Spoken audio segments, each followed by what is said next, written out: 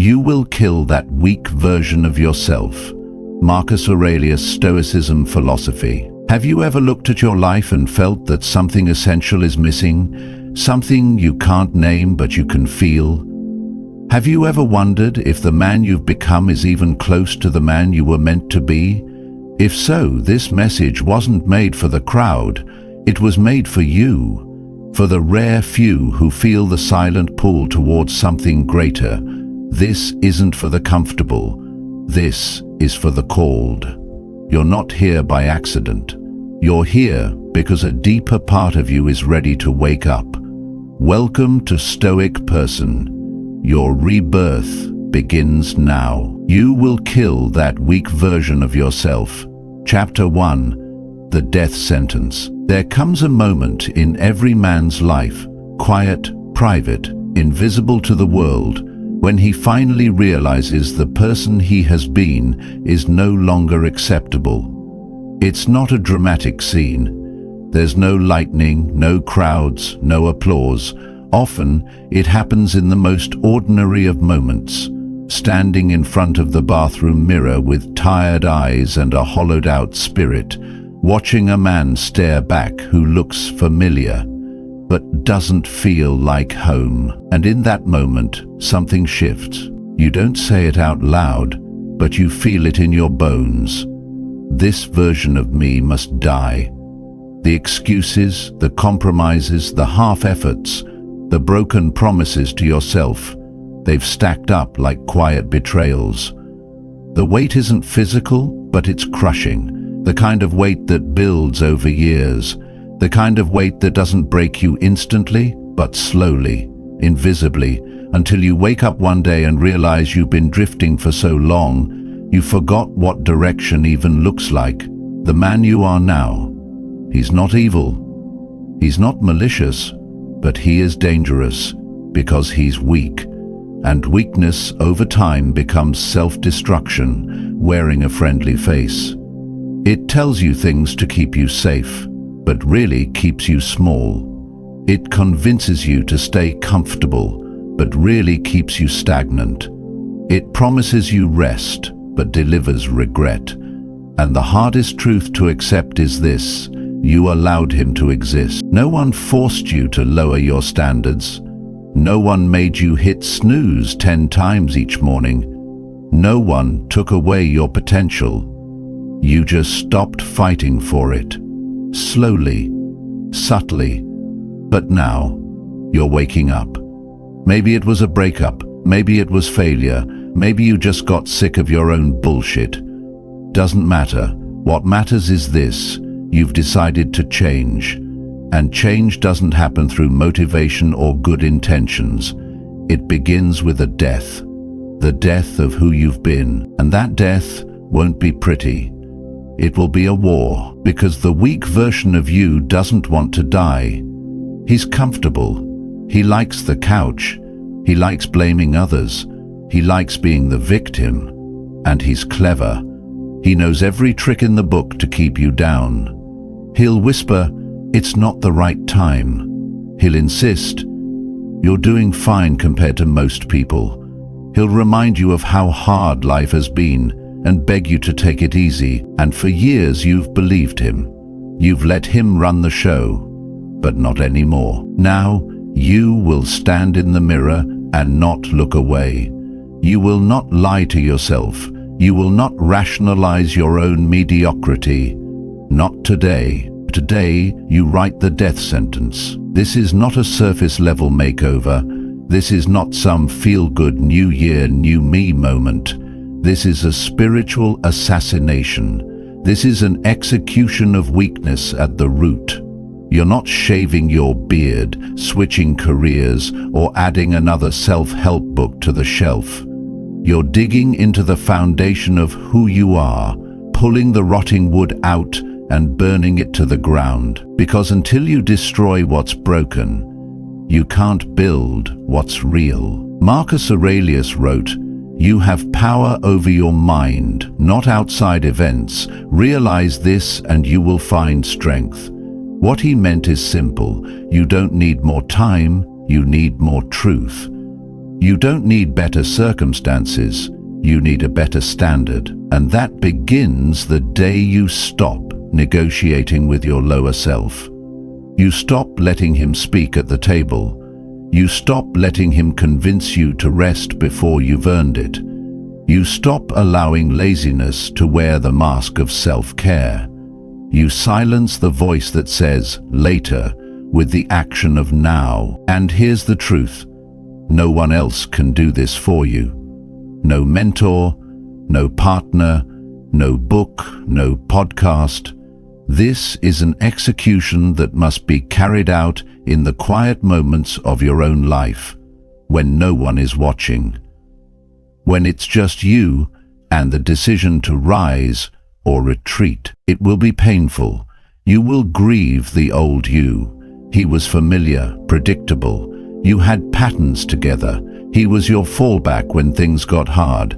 Letting him go will feel like death, because it is. But it's also birth. The birth of someone you haven't met yet, but have always known was possible. The version of you who stands tall under pressure, who speaks less but moves more, who walks into a room and doesn't demand respect but earns it through presence, through energy, through silent integrity.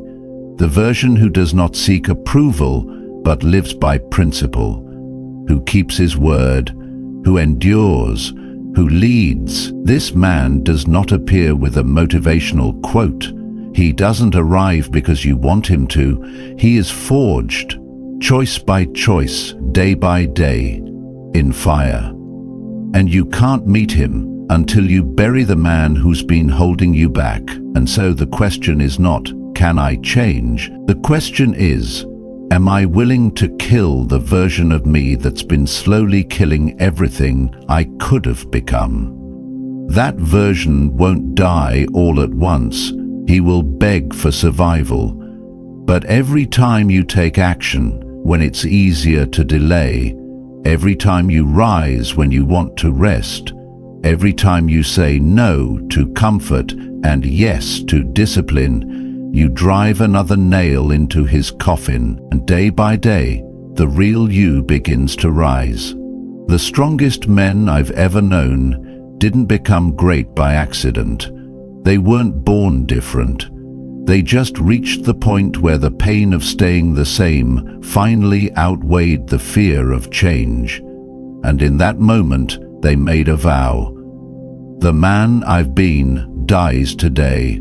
The man I'm becoming begins now. Make that vow. Write your death sentence. Kill the weak version of yourself, because the future is waiting for the man who finally shows up. You will kill that weak version of yourself.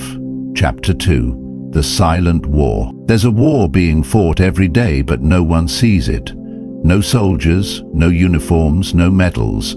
Just quiet battles waged in bedrooms, in parked cars, in the cold mornings when the alarm goes off and your body begs for 5 more minutes. It's a war that never makes the news, but it destroys more lives than any weapon ever forged. This is the war within. It doesn't announce itself with chaos. It doesn't show up with fanfare or fury. It slips in unnoticed, hiding behind your daily choices, small ones, easy to dismiss. It whispers, not shouts. It's that soft voice that tells you to wait.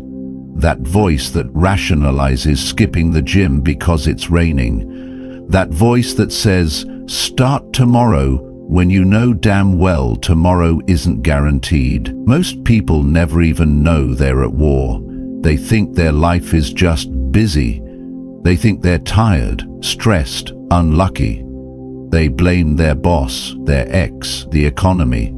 They point in every direction except the one that matters, inward. But if you're reading this, something in you knows better. Something inside you knows this isn't about circumstance. It's about resistance. It's about resistance. It's about the daily tug-of-war between who you are now and who you're meant to be. You see, the most dangerous enemy is the one who lives with you. The version of yourself who is content with survival, not significance. The one who prefers comfort over character. That version is always waiting, crouched just beneath the surface. He feeds on your doubts, your fears, your distractions, and he knows all your weaknesses because he's been with you your whole life. He was there when you quit. He was there when you lied to yourself. He was there when you pretended mediocrity was acceptable, and every day you give him one of two things: permission or resistance. This is not a war you fight once. This isn't a weekend seminar or a 30-day challenge.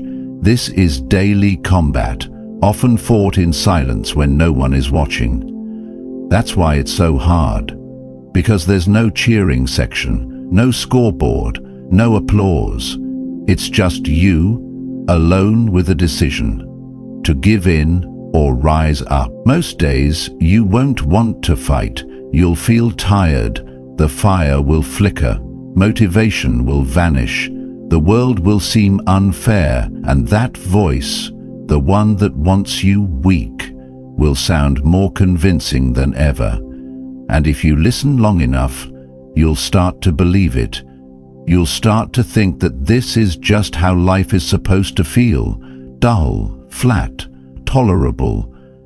But here's the truth you must remember. The war is not won in comfort. It is not won when you feel like fighting. It is won when you don't. It's won in those ugly, unseen moments when every part of you screams stop, and you move forward anyway. You don't defeat the weaker self with a motivational quote. You kill it with movement. You kill it when you do the thing you promised yourself, especially when it's hard. You kill it when you push through the last rep, when you turn off the distractions, when you walk away from things that used to own you. That's where power is forged. That's where transformation begins, not in grand gestures, but in the decision to keep your word to yourself. And that's what this war is really about. Your word, your integrity, your identity. Because every time you back down, every time you say you'll do it later, you teach yourself not to trust you. You reinforce the identity of someone who talks more than he acts, and that, more than anything, is the slowest death a man can die. But there is a way out. Not easy, not fast, but real. You begin by treating every excuse as an enemy infiltration. You become a guardian of your own gates. You start to notice when the voice shows up, and instead of negotiating, you act. If your mind says, "I don't feel like it," you respond, "That's irrelevant." If it says, "You're too tired," you say, "Perfect." That's where the work begins. You flip the script. You rewire the association between resistance and movement. You won't win every battle. You'll fall. You'll give in. But if you keep getting up, if you keep returning to the fight, not with shame, but with resolve, you will begin to shift. You will start to recognize the enemy before he speaks. You'll catch him early, before he gains ground. And one day, you'll look back and realize you've changed. You won't feel like a different person overnight, but the war will feel different.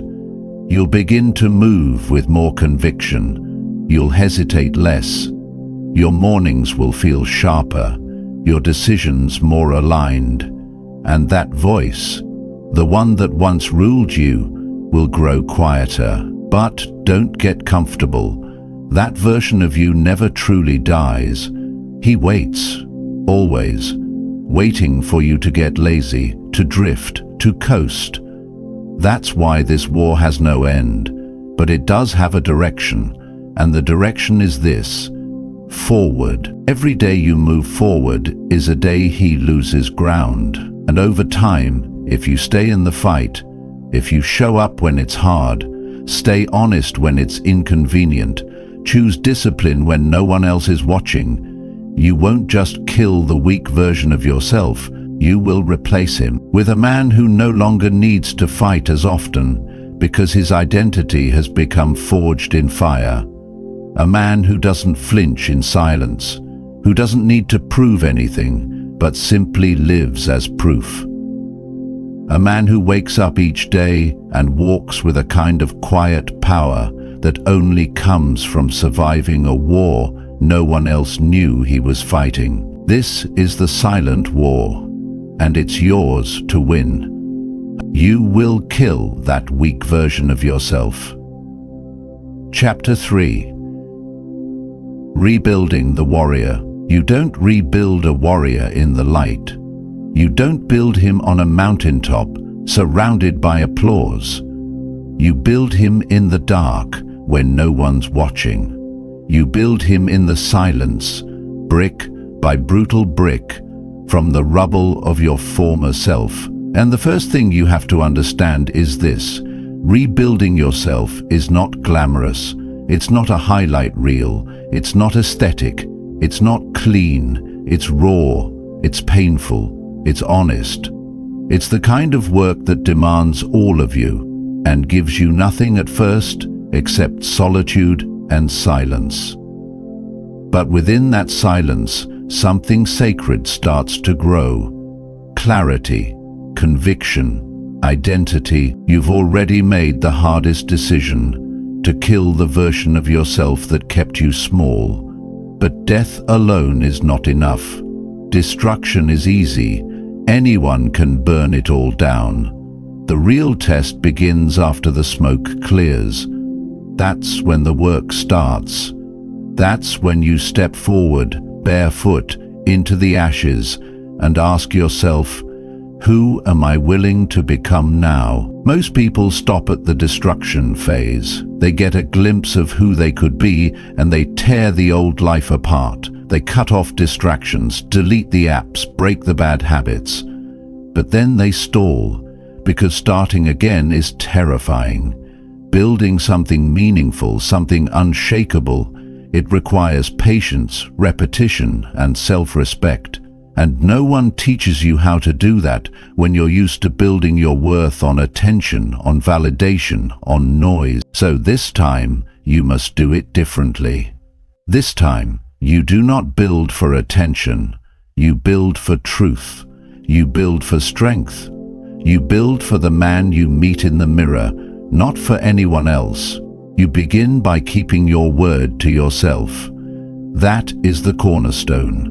The foundation, not a promise to the world, a promise to the man inside. You say you'll wake up at 5 a.m. You get up at 5 a.m. No negotiations, no loopholes, no inner courtroom where the weak self pleads his case. You shut it down. You rise. When you rebuild the warrior, everything becomes sacred. The alarm is sacred. The cold shower is sacred. The first hour of your day is no longer something you casually waste scrolling through other people's lives. It's your training ground. You don't wait to feel ready.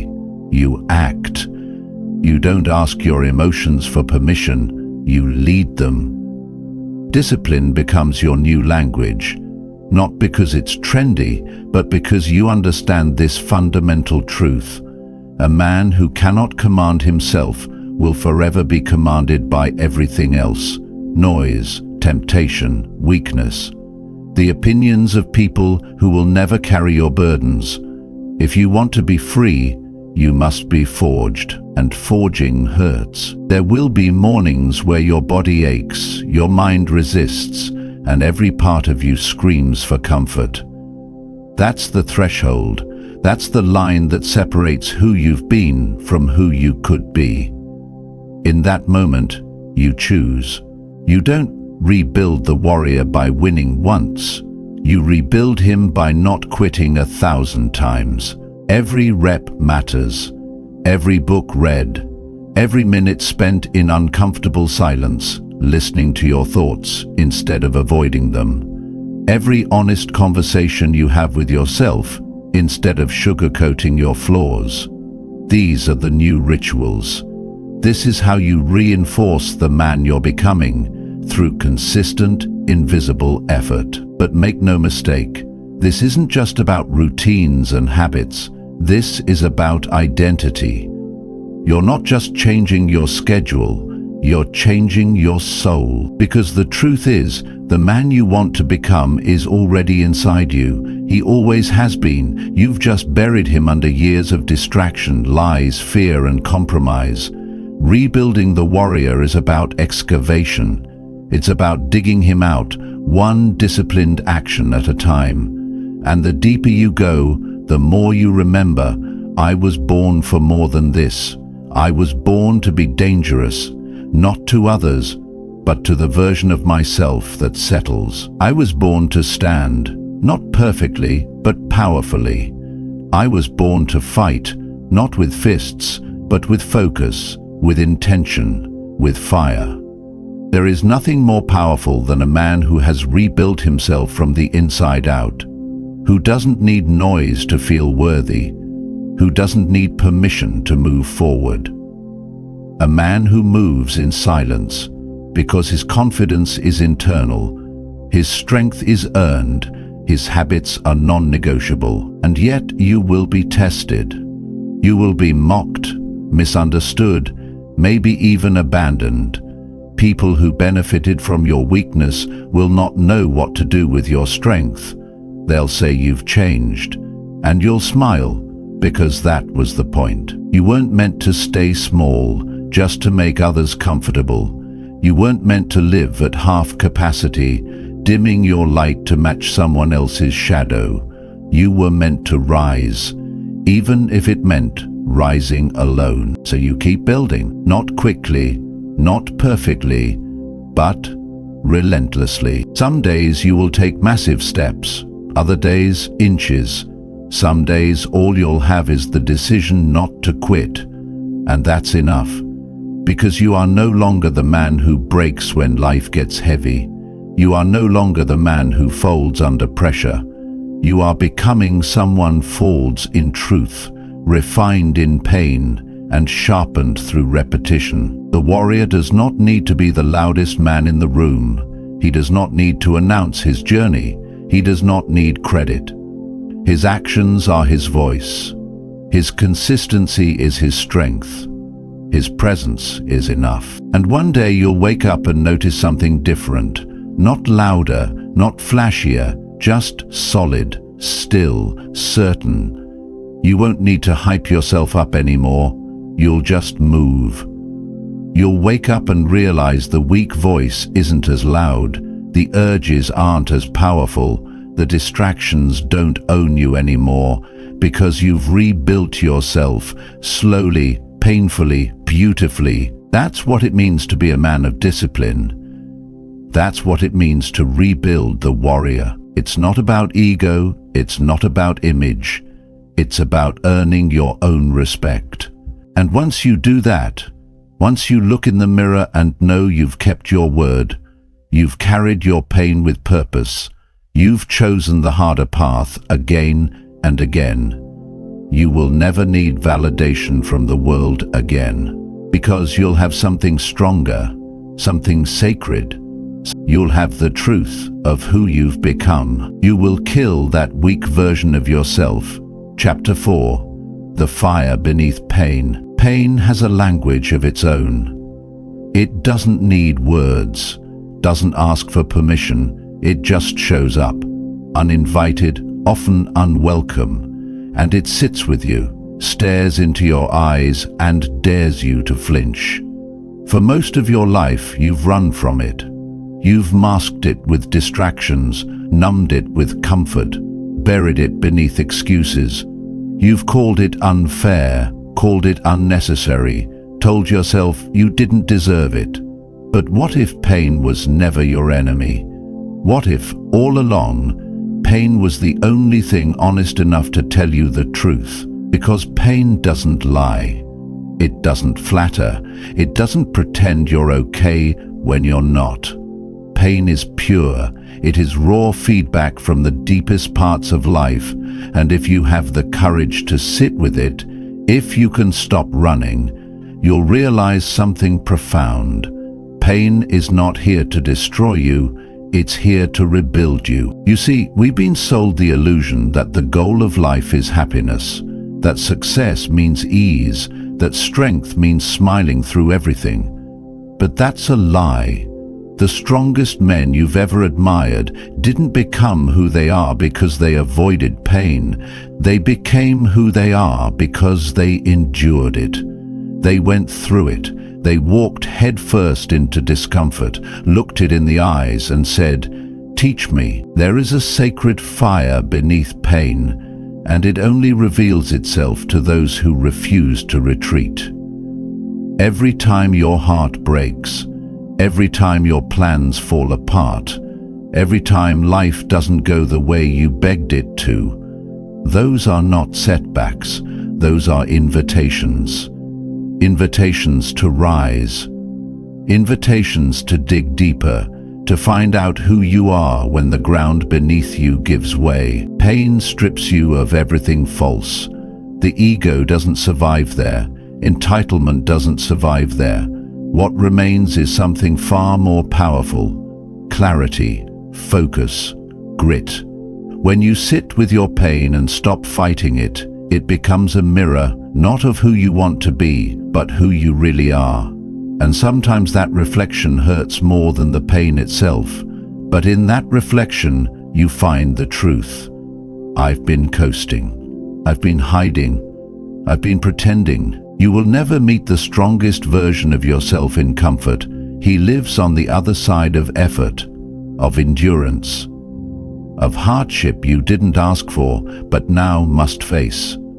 And every time you resist that path, every time you choose ease instead of effort, you delay your evolution. Pain is not punishment. It's preparation. It's the fire that burns away the excess, the laziness, the fear, the excuses, until what remains is solid, real, whole.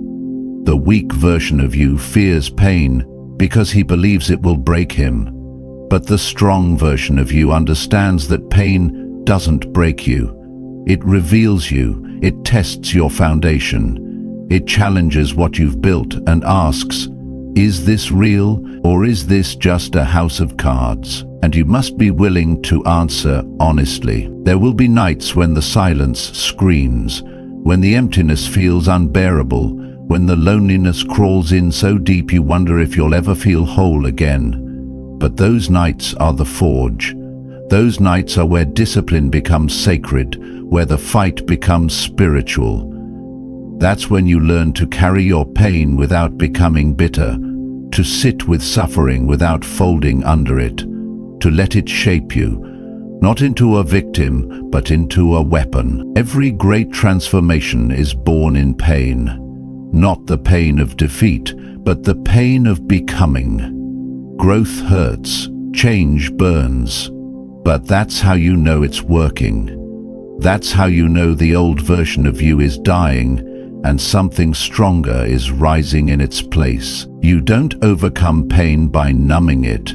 You overcome it by moving through it, with presence, with purpose, with eyes wide open. You get up even when your body begs you to stay down. You speak truth even when it's easier to stay silent. You keep walking even when the path disappears, not because it's easy, not because you enjoy it, but because you know that who you become on the other side is worth every scar. Let them talk, let them doubt you, let them laugh, because while they're busy avoiding their reflection, you're becoming unrecognizable, not to them, to yourself. And that's the point. You don't go through pain to prove anything to anyone else. You go through pain to find the man you've been searching for all along, the one who doesn't fold, doesn't flee, doesn't beg life to go easy, the one who shows up even when it's hard. Especially when it's hard. You will not be perfect on this path. There will be moments you stumble, moments you regress. That's okay. The measure of strength is not whether you feel pain, it's whether you surrender to it. And you will not. You will learn to carry the fire instead of letting it consume you. You will learn to listen to the pain without letting it define you. You will use it not as an excuse to quit, but as fuel to become something more. Pain is not a detour, it is the path. The men who become legends are not the ones who avoided it. They are the ones who learned how to transform it. They took the pressure and used it to build a backbone. They took the weight and used it to build resilience. They took the struggle and used it to carve out strength so real, so unshakable, that nothing external could take it away. So the next time pain finds you, do not run, do not numb, do not negotiate. Sit with it, listen, ask what it's here to teach you. And then, when the lesson becomes clear, act. Let your pain be the turning point. Let it be the beginning of the greatest chapter of your life. The chapter where you stopped hiding. The chapter where you stopped breaking. The chapter where you stopped waiting for a painless path and decided to become someone who endures anything. There is fire beneath pain, not to burn you, but to forge you. And when you emerge, you will not be who you were. You'll be something stronger, something earned. You'll be free. You will kill that weak version of yourself. Chapter 5. The weight of stillness. Stillness is the one place most people never go. They'll climb mountains, chase success, lose themselves in noise, drown in distraction, but they will do anything, to avoid sitting in silence with themselves. Because silence has no filters, no applause, no masks. Stillness reveals what the world lets us hide, and for many, that truth is unbearable. We live in a culture addicted to movement, to validation, to always being seen, always doing, always connected. But real power doesn't scream. It doesn't perform. It doesn't beg for attention. Real power is quiet. It is patient. It is found in the stillness that most are too afraid to face. Because in that space, there is no one left to impress. Just you and everything you've been running from. You cannot rebuild yourself in chaos. You cannot hear the voice of your higher self when it's buried beneath the noise of opinions, of social media, of constant stimulation. If you never withdraw from the world, you will never discover what in you is truly yours. What thoughts are yours, what dreams are yours, what pain is yours, and what healing has yet to begin. Stillness doesn't just expose weakness, it points you toward truth. And truth is the beginning of freedom. There's a reason men crumble when they're left alone. Because when there's no one to blame, no one to distract them, no dopamine to pull from their screens, they have to meet the person they've become. And for many, that man is a stranger. Stillness removes the scaffolding, it tears down the stage.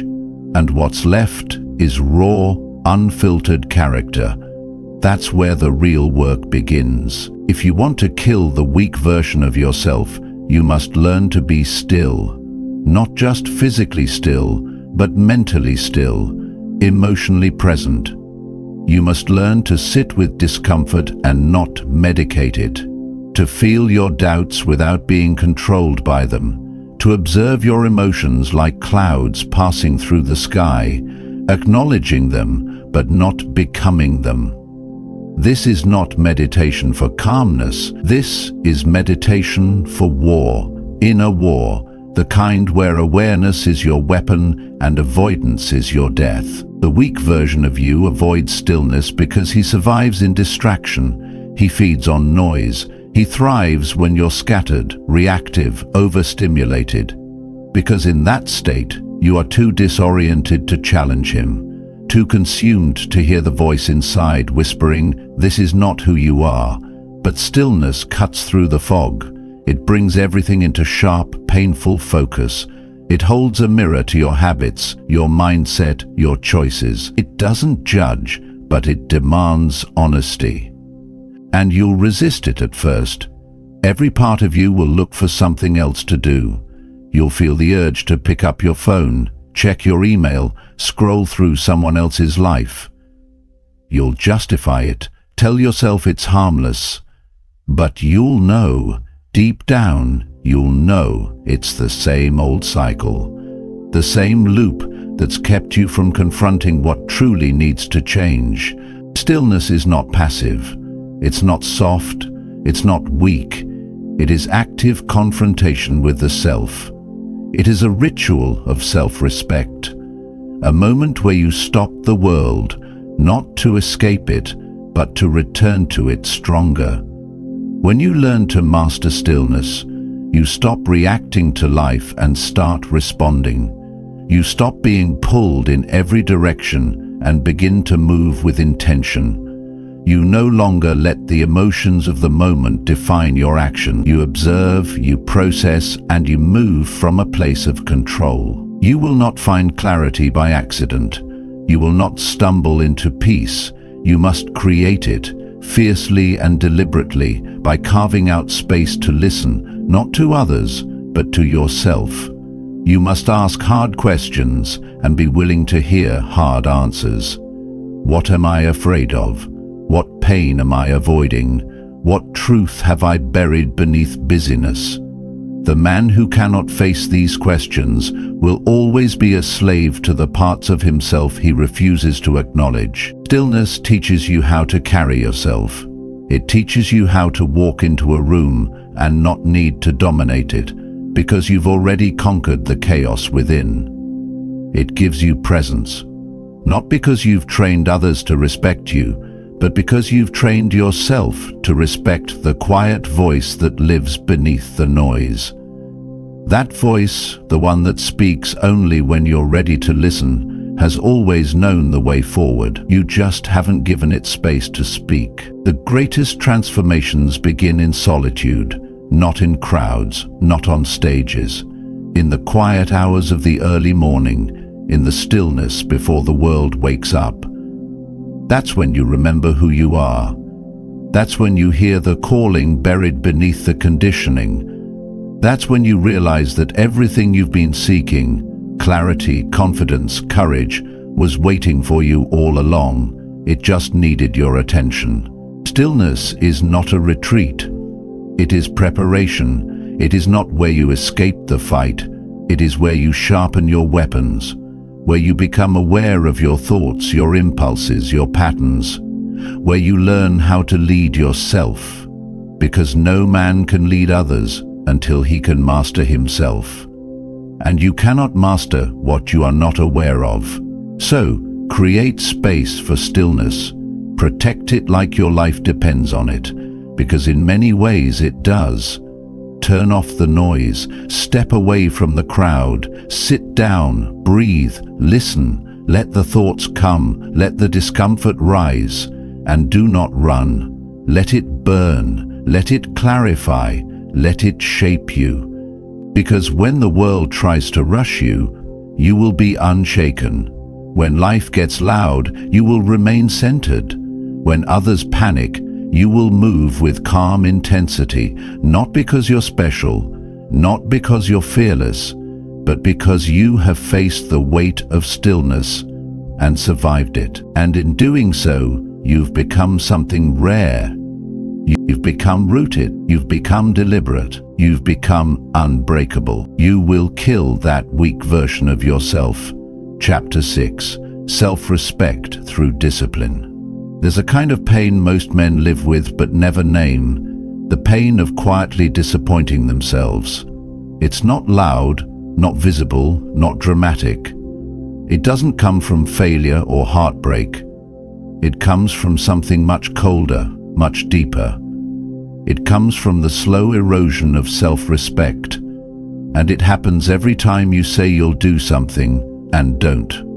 Every time you choose what's easy over what's right.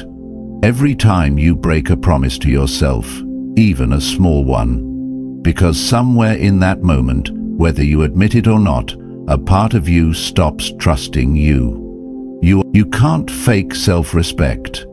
You can't dress it up, tweet about it, or convince the world you have it with words. Self-respect is earned in private when no one's looking. It's forged in those moments when it's just you and the choice. The fork in the road between comfort and character. It's when you say no to the second voice in your head, the one that always offers the easier option, the escape route, the shortcut. That voice is your weaker self. And every time you obey it, you confirm the story that you are not yet the man you claim to be. We live in a world obsessed with external validation, likes, applause, recognition. But those things are illusions. They're rented, never owned. You can collect approval from the entire world and still feel hollow inside if you haven't earned your own respect, because deep down you know the truth. You know the difference between image and integrity. You know whether your confidence is rooted in something real, or if it's just noise you use to cover the fact that you haven't lived up to your own standards. Discipline is the antidote. Not the rigid, perfectionist kind that burns you out, but the kind of discipline that restores something sacred, the bond between your words and your actions. Because when your word becomes law, you become unstoppable. You no longer rely on feelings to dictate your behavior. You don't ask yourself if you're motivated. You don't care whether or not you feel like it. You act because that's who you are now. You move because you said you would. And every time you do that, especially when it's hard, you earn back a piece of yourself that you once gave away. This is where true confidence begins. Not in talent, not in genetics, but in consistency. When a man consistently does what he says he'll do, he stops needing external validation. He doesn't need to prove anything to anyone, because his actions speak for him. He walks differently, talks differently, carries himself with a quiet intensity that doesn't need attention. That's the kind of man the world respects. Not the loud one, not the showman, but the one who leads himself first and always. You don't build that kind of character overnight.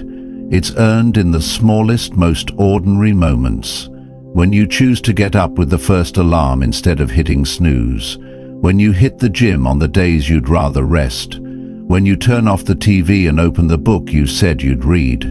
When you stick to your plan even when no one's watching. Especially when no one's watching. Because that's when it matters most. Every small act of discipline is a vote for the man you want to become. And those votes compound. Over time they build a foundation of integrity so strong that nothing external can shake it. Not failure, not criticism, not loss. When your identity is built on discipline, not emotion, you don't crumble when life gets hard. You rise. Because you've trained for it. Because you've practiced showing up. Because you've built yourself into someone who can be counted on. By others, yes. But more importantly, by yourself. And that's where real self-respect lives. In the quiet certainty that you will not betray yourself today. In the knowledge that you become someone you trust. That your actions match your standards. That your choices reflect your values.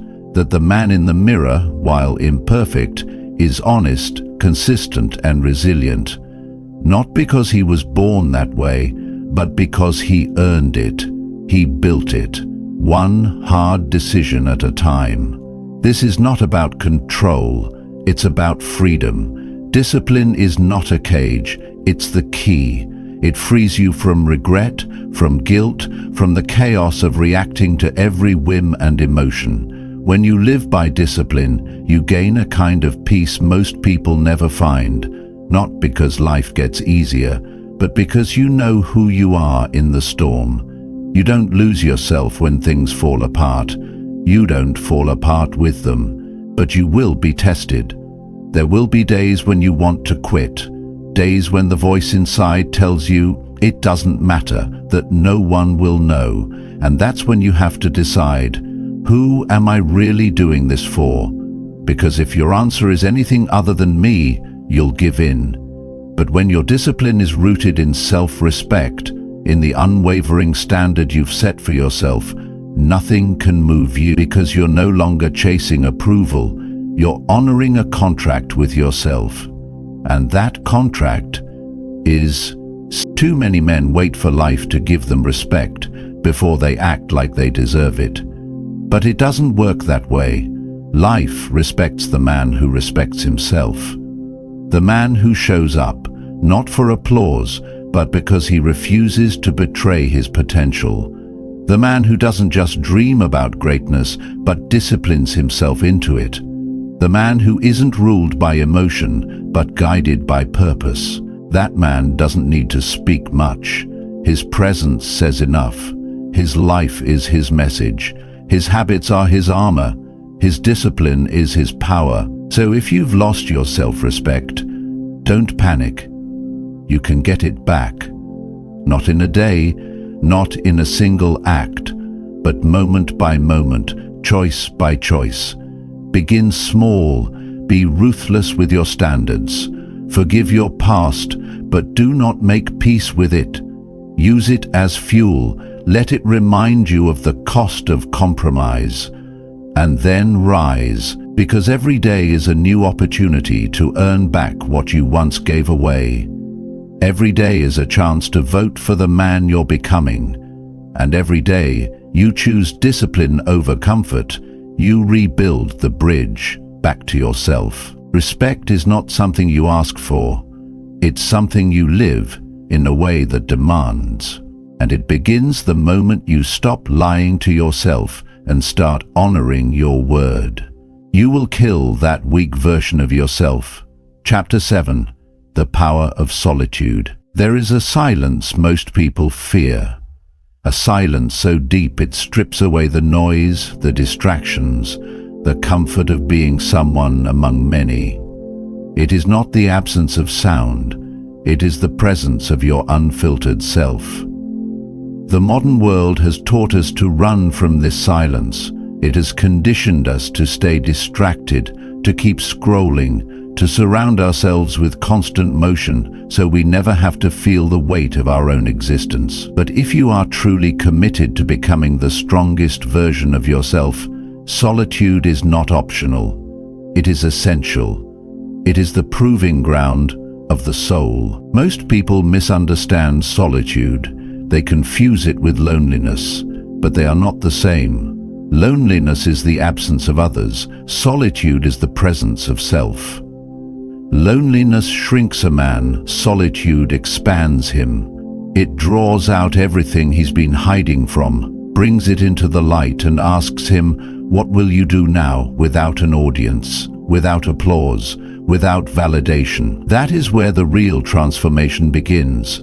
Not when you are surrounded by encouragement, but when you are stripped down to nothing but your thoughts and your truth. The weak version of you needs the crowd. He needs constant reassurance. He needs to be seen, liked, affirmed, because without that he feels invisible. But the man you're becoming does not seek his reflection in the eyes of others. He creates his image from the inside out. And to do that, he must first be alone. Solitude is the space where clarity is born. It's where the fog lifts and the noise fades. It's where your true thoughts begin to surface, the ones you've been suppressing with busyness and entertainment. It's in solitude that your mind stops echoing the opinions of the world and begins to hear its own voice. The deeper you go into it, the more you realize how rarely you have actually listened to yourself. And that realization can be devastating, but it can also be the beginning of something sacred, because it is only in solitude that you confront what you truly believe, what you truly want, who you truly are. When no one is watching, there's no one left to perform for. You are left with the real you, the unfinished, uncomfortable, untamed version of yourself. And though he may be flawed, he is also honest, and that honesty is the first tool in your rebirth. You cannot build a disciplined life on a foundation of lies. You must start with the raw material of truth, and truth only reveals itself when the world goes quiet. It is a difficult thing to sit with yourself in silence. Your mind will rebel. It will throw thoughts at you like stones. Memories, regrets, fears, fantasies, unfinished conversations. You'll want to run, to reach for your phone, your playlist, your distractions. But if you resist that impulse, if you stay, you'll begin to see those thoughts for what they are, passing weather. They are not you. They are not your identity. They are echoes. You can observe them, learn from them, but you are not required to obey them. This is the beginning of mental mastery. Marcus Aurelius often reminded himself in meditations that retreat was not something physical. A man could find peace within his own soul, and that's what solitude gives you, the opportunity to build an inner sanctuary, a place no circumstance, no loss, no criticism can ever touch, a place where you are centered, unshaken. But that sanctuary is not given, it is built, and solitude is the only place strong enough to hold the tools. You begin to realize that solitude is not a place of exile, it is your birthplace. It is where you disconnect from the world, not to escape it, but to return to it with vision and power. The man who knows how to be alone, who knows how to sit in stillness and draw strength from silence, is the most dangerous man in any room, because he cannot be manipulated, he cannot be rushed, he cannot be bent by external pressure. He carries a calm within him that others can feel, and that calm is forged in the furnace of solitude. In that space, you will learn things about yourself that no one else could teach you. You will see the patterns you've been repeating out of fear. You will hear the words you never said, because you were too scared to speak your truth. You will face the dreams you abandoned, the promises you broke to yourself, the man you've always been afraid to become. But here's the beauty. Once you see all of it, you're free. You're no longer blind. You're no longer running. You're aware. And awareness is the first act of power. Most people are afraid of being alone because they have nothing waiting for them on the other side of the silence. But when you embrace solitude, not just occasionally but as a ritual, you begin to fill that space with purpose. You write, you read, you reflect, you build, you train your mind as much as your body. You sit down each day and check in with yourself like a commander assessing his troops. You ask, where am I weak? Where am I drifting? What must I face today? That's how you lead yourself. That's how you make solitude not a retreat, but a strategic advantage. Because solitude sharpens your focus. It restores your strength. It recenters your values. When everyone else is chasing status, you are building substance. When they are consumed by distraction, you are building direction. When they react, you respond. When they seek the crowd, you walk alone. Not because you hate people, but because you've made peace with yourself. And here's what happens when you master solitude. The world begins to change around you, not because it's actually changed, but because your perception has. You see clearer, you choose better, you speak less but with more power.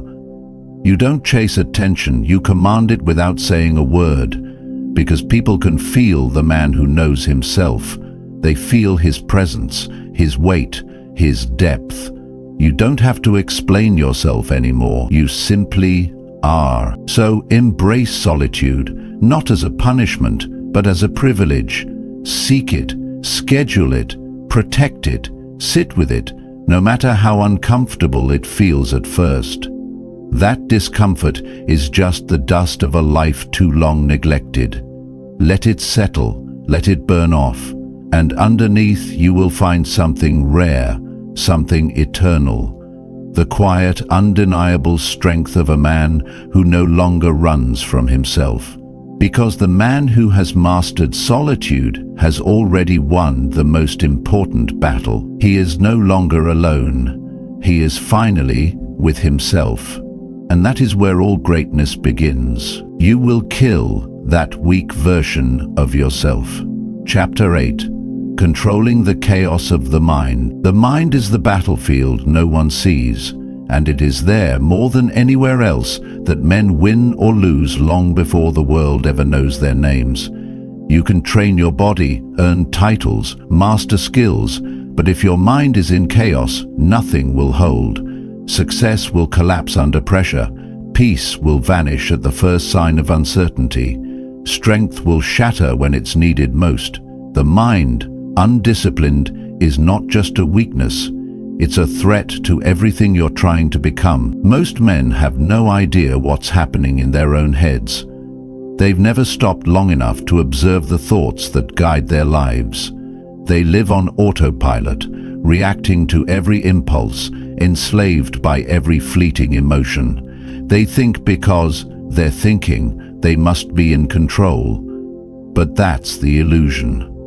The truth is, your thoughts are not always your allies. Some of them are inherited fears, unexamined doubts, reflexes built in weakness. And unless you step back, take ownership, and learn to direct your mind, you will become the prisoner of a system you never designed. Your mind can be your greatest weapon or your greatest liability, and the difference lies in whether or not you choose to master it. That doesn't mean pretending to be positive all the time. It doesn't mean suppressing fear or forcing optimism. It means becoming aware. It means learning to separate what is real from what is reaction. The strongest men in history didn't conquer the world because they were free of fear. They conquered it because they refused to let fear lead. Thoughts are not facts.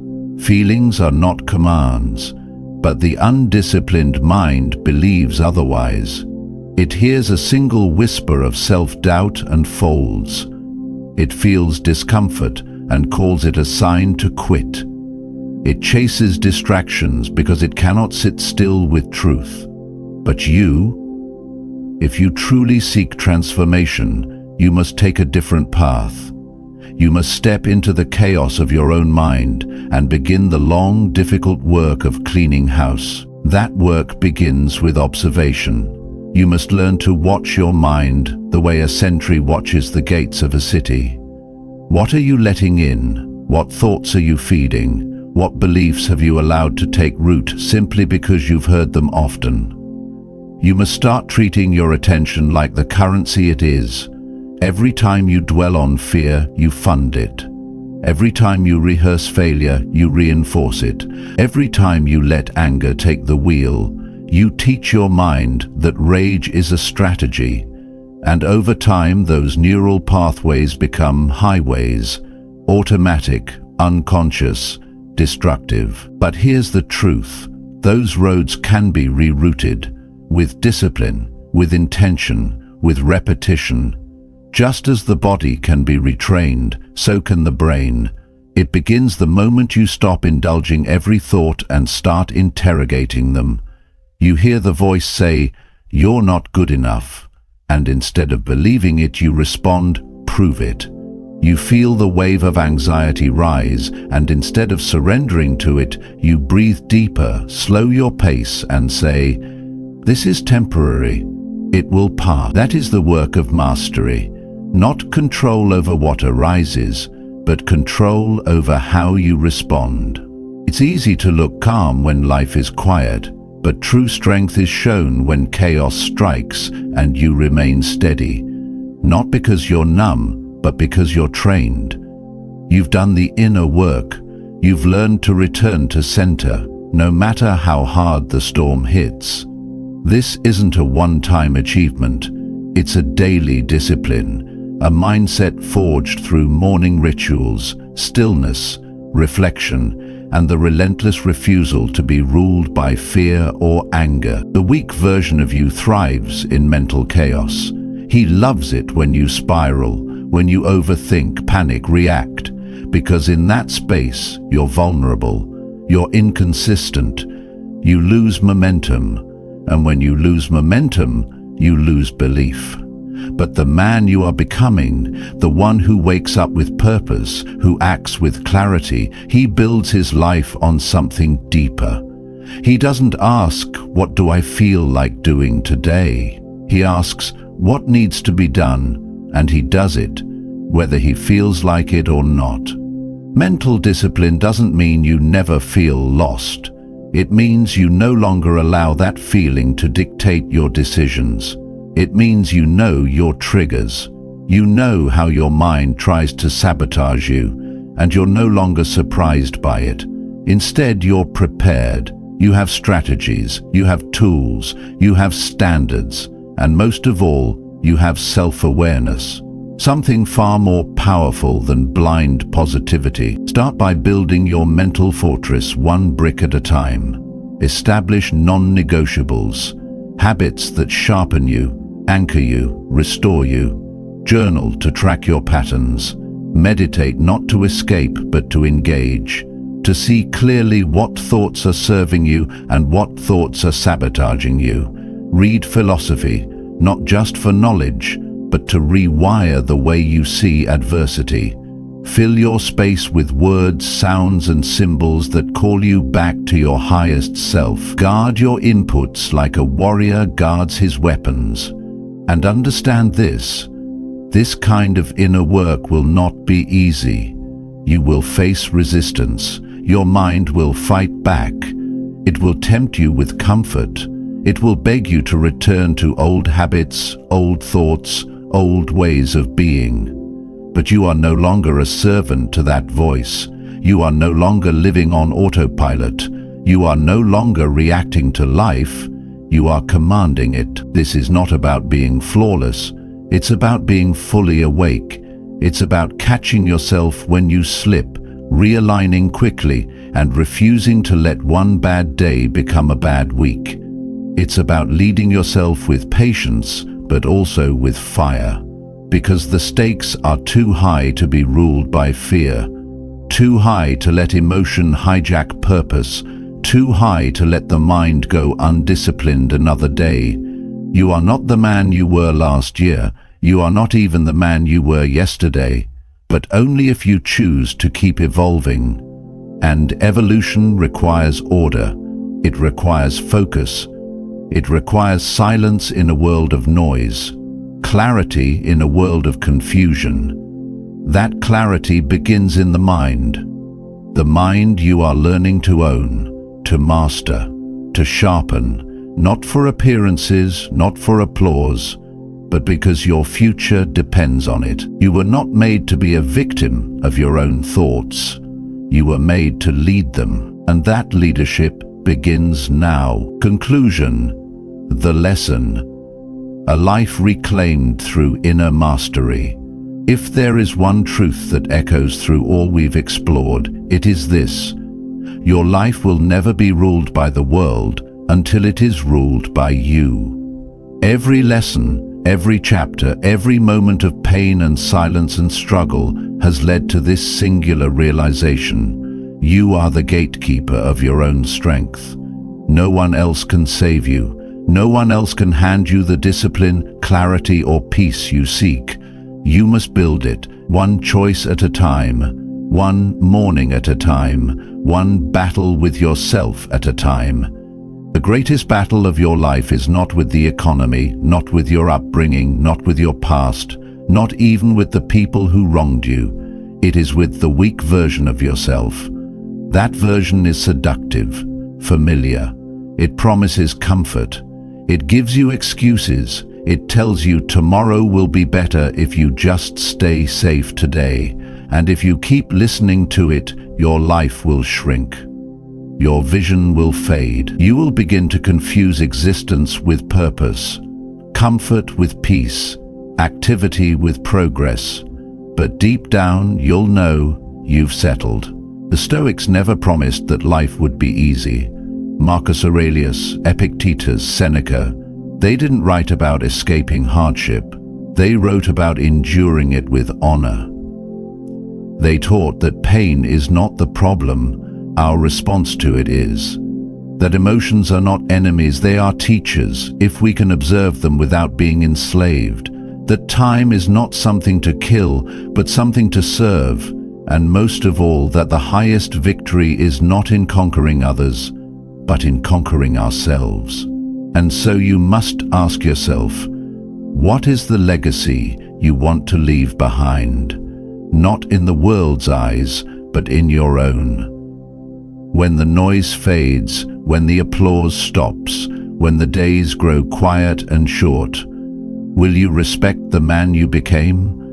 Will you be proud of the battles you fought, the disciplines you kept, the standards you lived by, even when no one was watching? Because that's where real confidence is born. It's not about charisma, it's not about bravado, it's not about success that's loud and shiny.